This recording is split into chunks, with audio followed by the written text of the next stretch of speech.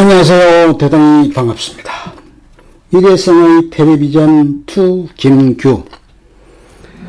몇 년 전 미국 디트로이트시의 프리지는 텔레비전을 습관적으로 시청하는 가족이 일시적으로 시청을 중단했을 때 나타나는 행동상의 변화를 조사한 일이 있다. 120세대에게 30일간 텔레비전 시청을 완전히 중단하고 그 여가 시간을 어떻게 보냈는가를 보고해주면 500불을 지불하겠다는 제의를 했다. 그들 중 93세대는 어떤 대가로도 텔레비전을 멀리할 수 없다는 회신을 보내왔으며 나머지 27세대 중 5세대만이 과감하게 1개월간 텔레비전 금단 상태에 들어갔다. 그 결과 나타난 것은 다음과 같은 병적 증상이었다. 담배, 음주, 섹스의 증가, 심한 우울증, 신경과민증, 인간관계의 악화, 커뮤니케이션의 단절 현상 등이었다. 그야말로 텔레비전 없이는 살 수 없게 되어버린 것이다. 어린이가 받는 상처. 해마다 수많은 어린이들이 텔레비전으로 조건지어진 환경 속에서 태어나고 있다. 다양한 인식 능력을 가진 갓난아기들의 귀와 눈의 텔레비전 음향은 너무 강하며 명밀하는 색채 화면은 지나치게 자극적이다. 유전인자 속에 포함되어 있다고 짐작되는 생존을 위한 원초적인 능력은 텔레비전의 지나친 자극에 의해 자연스러운 발육이 저해당하며 텔레비전이라는 양어머니는 끊임없이 안아주고 이야기하고 놀아주는 찐어머니의 역할을 차단한다.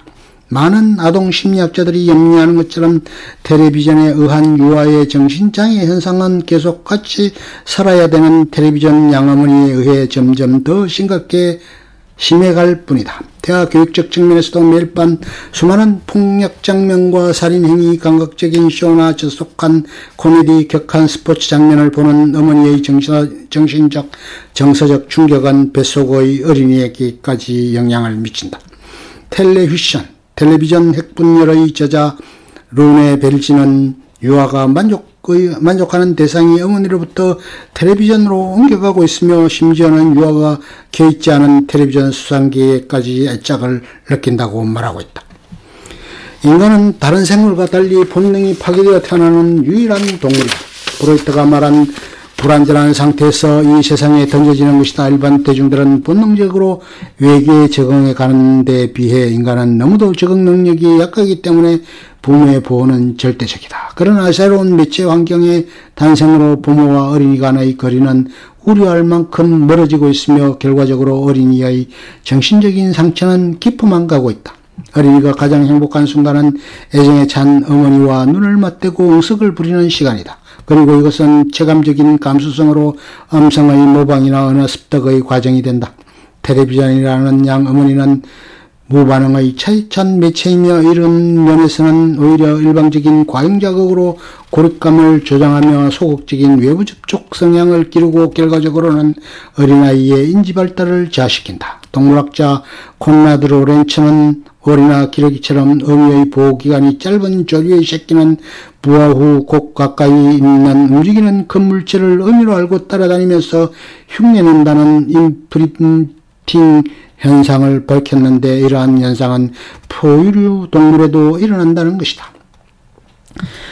인간은 생후 1년간은 대뇌 심피질의 발달이 별로 없고 그 대신 구피질계의 역할이 중심이며 그 시기가 다른 포유류 동물처럼 생존을 위한 기초적인 낙석, 인프린팅의 시기이다. 텔레비전은 살아서 움직이는 물체도 아니며 반응을 나타내거나 서로 접촉할 수 있는 생물도 아니다. 따라서 텔레비전은 부모로서 인프린팅 될 수 없으며 된다 하더라도 비정상적이므로 심리적 상처의 원인이 되고 만다. 또 환경생태학자 프레드릭 페스타도 인간의 뇌는 태아기의 유전정보에 의해 이미 많은 부분이 형성되어 있으며 나머지 뇌세포의 결합도 주로 생후 3개월간 거의 이루어진다고 주장하고 있다. 즉 뇌피질의 배선망은 거의 초기에 형성되며 그 이후에 들어오는 자극은 코드화되어 기억으로 남을 뿐이라는 것이다. 로렌츠의 인프린팅 시기는 페스타의 배선망 형성 시기에 해당하며 어린이를 둔하다고 생각하여 이 시기에 아무 자극이나 마음대로 들어오도록 방치해두면 나쁜 각인이 새겨진다는 것이다. 부모의 사랑, 방 안의 분위기, 소리와 빛 등 모든 환경적 요소가 요소가 직접 어린아이의 대뇌에 각인되어 그의 성장과 학습에 큰 영향을 준다고 한다. 하루 종일 부단히 침입해오는 텔레비전의 변화하는 소리와 빛, 그것은 누워있는 어린아이의 감각을 통해 뇌세포 형성에 결정적인 영향을 주는 가장 큰 자극인데, 아무것도 모르는 어머니는 텔레비전을 자장가로 이용하고 있다. 한 조사에 의하면 어린아이에게 텔레비전을 보이는 시기는 생후 2개월에 42%, 3개월이 되면 61%로 증가한다고 한다. 젖을 먹일 때 텔레비전을 본다고 대답한 어머니도 60%를 넘으며 5개월이 되면 텔레비전을 같이 보는 어린이도 어느 정도 반응을 나타내게 되고, 첫 돌 때에는 광고를 보고 손뼉을 치는 현상도 흔하다고 한다. 이리하여 피부를 접촉하거나 눈을 서로 마주치는 음성을 주고받는 일이 없어지고 텔레비전이 어머니가 되는 텔레비전 세대라고 하는 새로운 유형의 인류가 탄생하는 것이다. 습관을 깨뜨려라. 일상생활에서 쉽게 식별할 수 있는 텔레비전 세대의 행동적 특징을 시청 관습을 깨뜨리는 법의 저자 조안 윌스키는 다음과 같이 열거하고 있다. 1. 학교에서 기가에 바로 텔레비전을 켜는 아이. 토요일과 일요일에 주로 일요일을 주로 텔레비전 앞에서 보내는 아이. 3. 시간이 있으면 무엇보다 먼저 텔레비전부터 켜는 아이. 4. 아침에 학교 가기 전에 텔레비전을 보는 아이. 5. 놀 때도 텔레비전을 켜놓는 아이. 6. 프로그램이 재미없다고 투덜대는 아이. 7. 텔레비전 광고에서 본 장난감이나 음식에 대해 트집을 부리는 아이. 8. 전기나 전자식 장난감을 좋아하는 아이. 9. 밤 10시까지 잠자리에 들기 싫어하는 아이.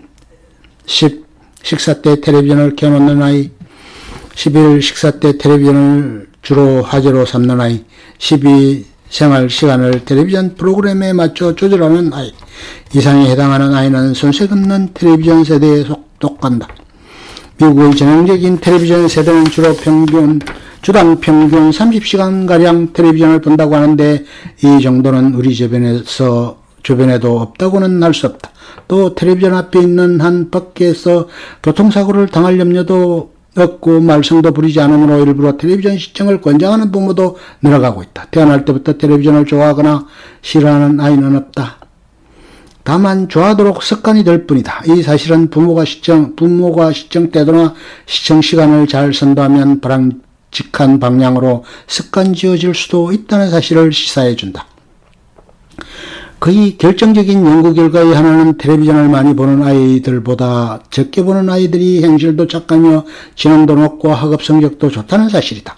부모의 시청 시간과 아이들의 시청 행위 간에도 깊은 관계가 있으며, 일반적으로 장시간 시청하는 가족일수록 가족 간의 대화나 단란한 분위기, 여러가지 가족끼리 하는 공동행위가 적다. 텔레비전과 관계가 멀수록 좋은 가정이 된다. 선진국에서는 전자시대에 들어서면서 컴퓨터 증후군이니 비디오 증후군이니 하여 예전에 없었던 여러가지 병적 증상이 나타나고 있는데, 그 중에서도 텔레비전 증후군은 아주 심각하다.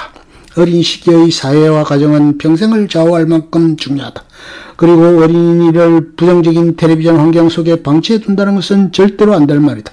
어린이 자신들은 스스로 대책을 강구하거나 자기를 보호할 힘이 없으며, 따라서 부모가 모든 책임을 져야 한다. 방송국의 통제나 외부의 타율 규제보다 보는 사람들 스스로의 자율이 가장 효과적이며 또 그럴 수밖에 없는 상황이 온 것 같다. 부모란 역할은 가장 신성하고 뜻깊으며 그렇기 때문에 그만큼 어려운 일인데, 인류는 한 번도 부모의 적성 문제를 진지하게 생각해 본 일이 없는 것 같다.